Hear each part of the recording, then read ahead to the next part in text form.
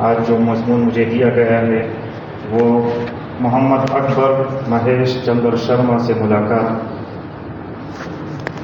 جس کتاب سے لیا گیا ہے وہ کتاب نسیم ہدایت کے جون کے افادات یعنی داعیہ اسلام حضرت مولانا محمد کلیم صدیقی صاحب دامت برکاتہم عالیہ، جسے مرتب کیا ہے مفتی محمد روشن شاہ قاسمی صاحب مدظی ظہور، مولانا احمد آواز ندوی صاحب۔ السلام علیکم ورحمۃ اللہ وبرکاتہ۔ یہ محمد اکبر سے ان کے جو محمد اکبر جو مسلمان ہوا ہے ہندو مذہب سے، ان کے بارے میں کچھ سوالات ان سے کرنا چاہتے ہیں کہ وہ کس طرح مسلمان ہوئے ہیں۔ مولانا احمد آواز ندوی، السلام علیکم ورحمۃ اللہ وبرکاتہ۔ محمد اکبر صاحب، وعلیکم السلام ورحمۃ اللہ وبرکاتہ۔ سوال، مولانا صاحب سوال کرتے ہیں، آپ سے ارمغان کے قارئین اور عام مسلمانوں کے فائدے کے لیے کچھ باتیں کرنا چاہتا ہوں، جواب ضرور کیجیے۔ مولانا صاحب کا سوال، آپ اپنا تعارف کروائیے۔ جواب، میرا نام اب الحمدللہ محمد اکبر ہے، میں ضلع کرنال کے ایک قصبے کا رہنے والا ہوں، یعنی ہندوستان کا ایک ضلع ہے۔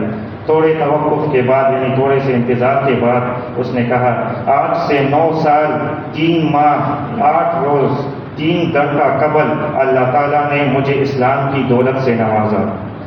میرا پہلا نام مہیش چندر شرما تھا، میں ایک برہمن خاندان سے تعلق رکھتا ہوں، یعنی ہندو کا جو سب سے اونچے درجے کا جو نسب ہوتا ہے، مذہب ہوتا ہے، مذہبی خاندان ہوتا ہے۔ میں ایک برہمن خاندان سے تعلق رکھتا ہوں۔ میرے والد پنڈت سندر لال شرما جی علاقے کے مشہور پنڈت تھے۔ پتریال بنانا، پنڈت یعنی ہندو کے پیشوا یا عالم، پتریال بنانا یعنی باپ کا جو شجرہ نسب بنانا، اور دوسری دھارمک رسمیں یعنی ہندو مذہب کے مطابق تعویذ، دم اور دوسری مذہبی رسمیں کرنا ان کا کام تھا۔ میرے اسلام لانے سے 1 سال پہلے ان کا انتقال ہو گیا۔ میری ایک والدہ اور ایک بہن ہے جو اب الحمدللہ میرے ساتھ مسلمان ہے۔ بہن کا نام فاطمہ اور والدہ کا نام آمنہ ہے۔ ہم سبھی لوگ اللہ کا شکر ہے خوش و خرم دہلی میں رہ رہے ہیں۔ مولانا صاحب کا سوال، آپ کی عمر اب کتنی ہے؟ جواب، میری حقیقی عمر 9 سال 8 دن 3 گھنٹے یعنی جس وقت وہ مسلمان ہوا تھا، اور اس وقت 15 منٹ ہے، مگر میں اس دنیا میں اپنے والدین کے یہاں تقریباً 46 سال پہلے یعنی 46 سال پہلے 7 جولائی 46 سال پہلے یعنی 46 ایئرز پہلے 7 جولائی 1977 یعنی 7 جولائی 1977 کو آ گیا تھا۔ مولانا صاحب کا سوال، اپنے اسلام لانے کا حال بتائیے۔ جواب، میں جب اسلام کو پڑھتا تھا تو مجھے اپنے پتا جی یعنی والد صاحب کا سب پیشہ ڈھونگ یعنی دھوکہ اور ڈھکوسلا لگتا تھا۔ انہوں نے گھر کے باہر ایک چھوٹا سا مندر بنایا ہوا تھا۔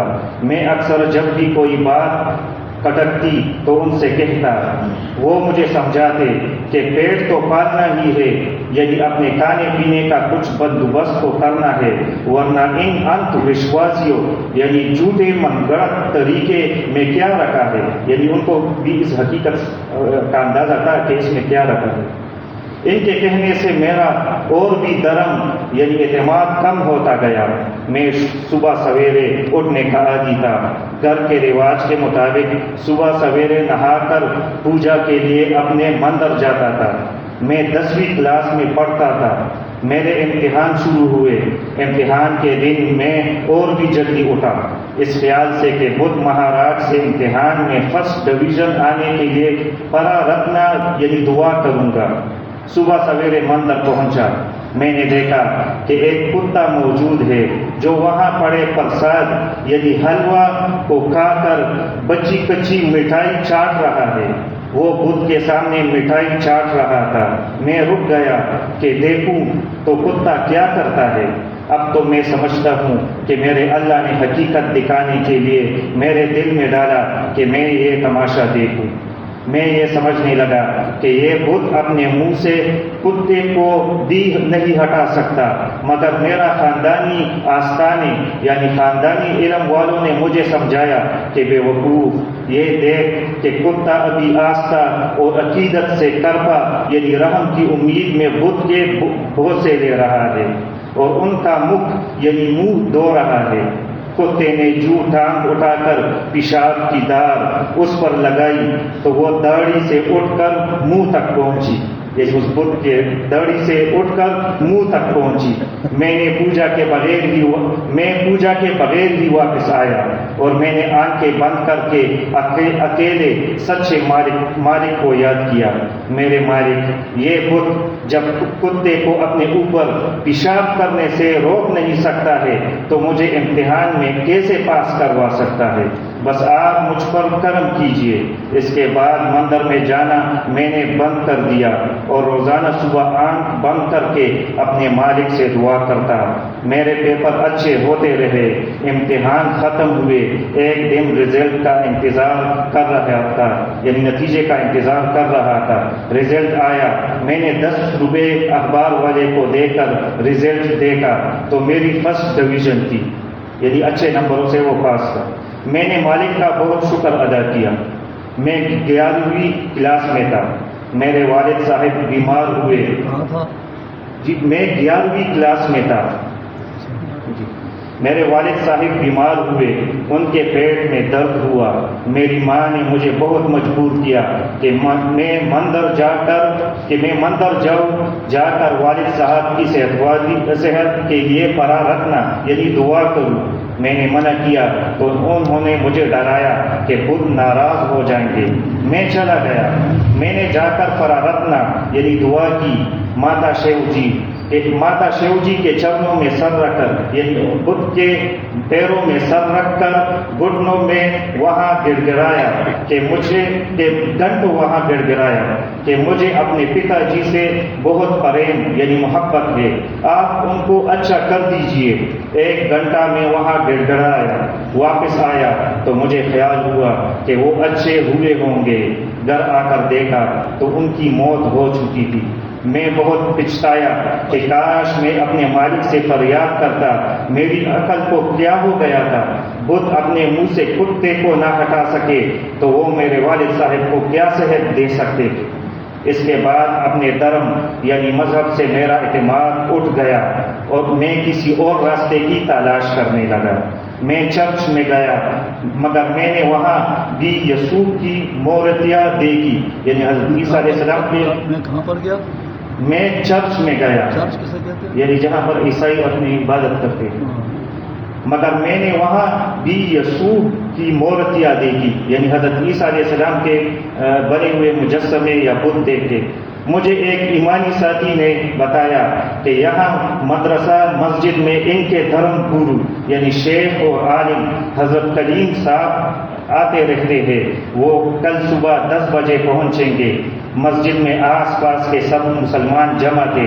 مولانا صاحب سیدھے مسجد میں پہنچے اور راستے میں گاڑی خراب ہونے کی وجہ سے دیر سے آنے کی سب سے معافی مانگی۔ میں ان کی اس بات سے بہت متاثر ہوا۔ اس کے بعد انہوں نے تقریر کی۔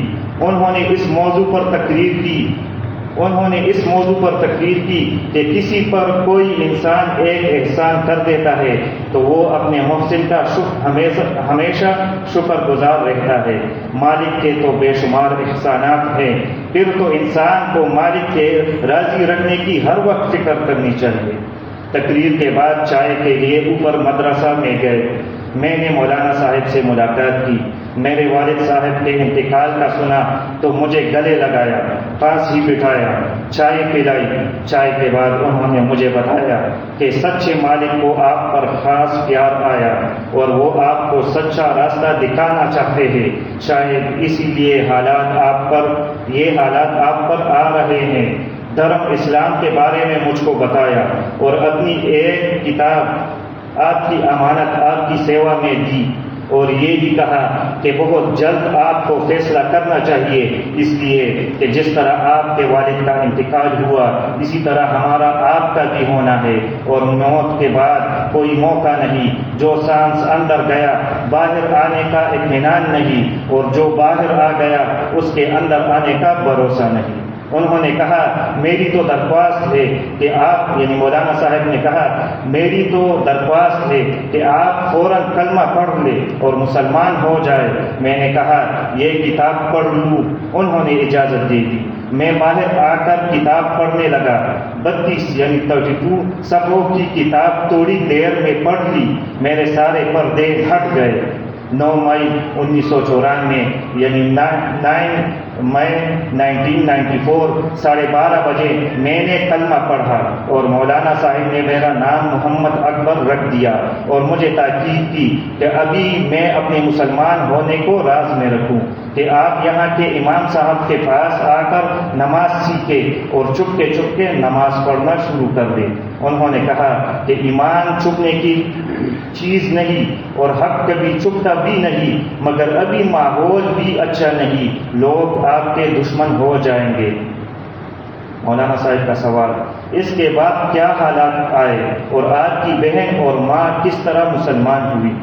جواب، میں اپنے اسلام کو چھپا کر لٹریچر پڑھتا رہا، یعنی اسلامی کتابیں پڑھتا رہا، نماز یاد کر لی۔ مجھے اپنے والد کے ایمان کے بغیر مرنے کا بہت افسوس تھا۔ میرے خیال میں وہ بہت پیارے آدمی تھے۔ مجھے یہ احساس ہوتا رہتا کہ اگر یہ مسلمان مجھے پہلے اسلام کے بارے میں بتاتے اور میں والد صاحب کی زندگی میں مسلمان ہو گیا ہوتا تو میں ان کے پاؤں پکڑ کر کسی طرح ضرور ان کو اسلام کے قبول کرنے کے لیے تیار کر لیتا۔ مجھے یہ خیال ہوا کہ کہیں میری بہن اور میری ماں بھی کسی روز اسی طرح بغیر ایمان کے اس دنیا سے چلی نہ جائے۔ میں نے ایک دکان پر نوکری کر لی۔ جس روز تنخواہ ملی میں اپنی ماں اور بہن کے لیے کپڑے لایا، مٹھائی لایا، وہ بہت خوش ہوئی۔ میں نے موقع سے فائدہ اٹھا کر مسلمان ہونے کی خبر ان کو دی، ان سے مسلمان ہونے کو کہا۔ میں رو رو کر ان سے درخواست کرتا رہا۔ میری ماں اور بہن بہت ناراض ہوئی، کپڑا میرے منہ پر پھینک مارا، مٹھائی کا ڈبہ بھی باہر پھینک دیا اور بہت روئی کہ ادرم یعنی ہندو مذہب سے نکل گیا یعنی ادرم ہو گیا، یعنی ہندو مذہب سے نکل گیا۔ تو نے برہمن ہونے کی لاج بھی نہ رکھی، یعنی اپنے برہمن ہونے کا خیال بھی نہ کیا۔ اب وہ مجھے پھر دوبارہ ہندو بننے کی ضد کرنے لگی۔ جب میں راضی نہ ہوا تو انہوں نے مجھ سے بولنا چھوڑ دیا۔ وہ مجھ سے 6 مہینے بولی نہیں، میری کمائی سے کھانا چھوڑ دیا، مجھ کو گھر سے نکلنے کو کہا۔ میں نے ایک کوٹھری یعنی چھوٹا سا گھر کرایہ پر لی اور وہاں پر رہنے لگا۔ اللہ تعالیٰ سے اپنی ماں اور بہن کی ہدایت کی دعا کرتا رہا اور دوسرے لوگوں سے اسلام کو چھپائے رکھا۔ میں جس کوٹھری میں رہتا تھا اس کے پاس ایک مندر تھا۔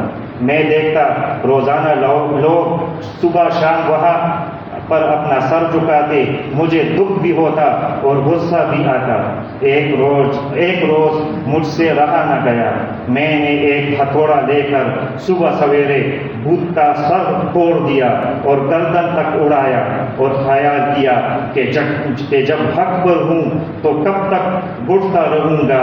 یہ لوگ شرک کو کھلے عام کرے اور اپنے مالک کی دنیا میں رہ کر ہم اپنے حق کو چھپائے، ایسی زندگی سے مرنا اچھا ہے۔ اور اسی جذبے میں نے لال رنگ سے کٹے ہوئے بت کے سینے پر اپنا نام محمد اکبر سپوتر یعنی بیٹا سندر لال شرما یعنی مہیش چندر شرما لکھ دیا۔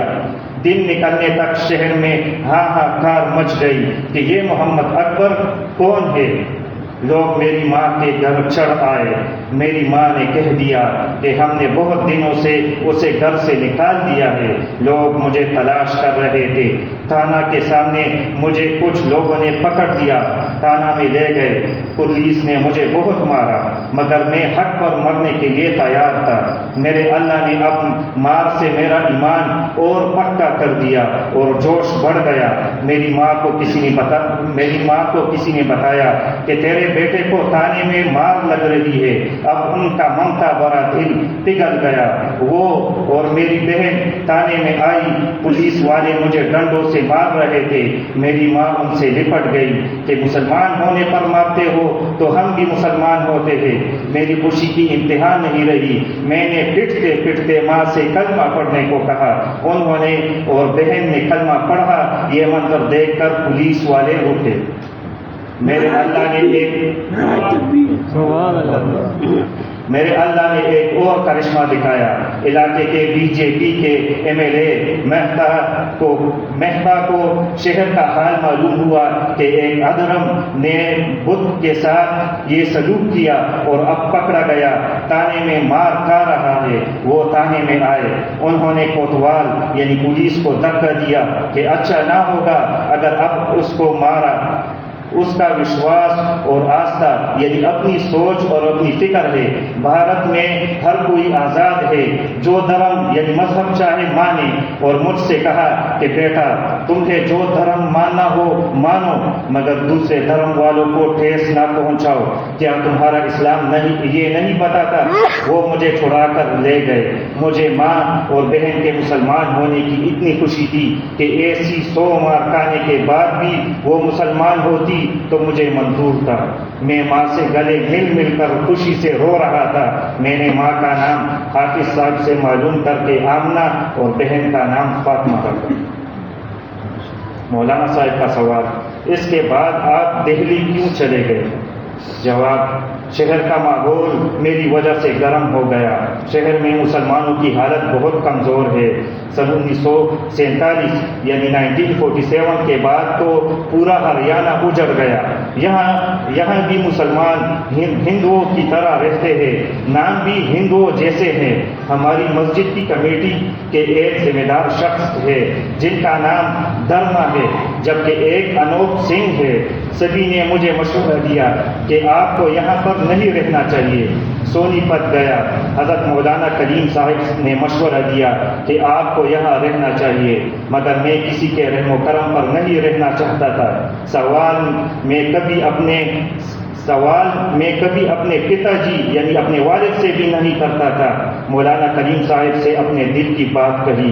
انہوں نے اسکول میں ہندی پڑھانے کے لیے مجھے فیروز آباد بھیج دیا۔ میں نے اپنے دل میں عہد کر دیا تھا کہ سارے بت اور خداؤں کو چھوڑ کر ایک اللہ پر ایمان لایا ہوں۔ میں سوال بھی اس کے علاوہ کسی سے نہیں کروں گا۔ میرے اللہ نے میرا امتحان بھی بار بار لیا اور پھر مجھے سمجھداری دی، استقامت سے نوازا اور مجھے پار اتارا۔ میں اپنی ماں اور بہن کو دہلی لے آیا۔ اپنا مکان بیچ کر دہلی میں چھوٹا سا مکان خرید لیا اور وہاں پیسے بھی اللہ نے تھوڑے تھوڑے سے ادا کر دیے۔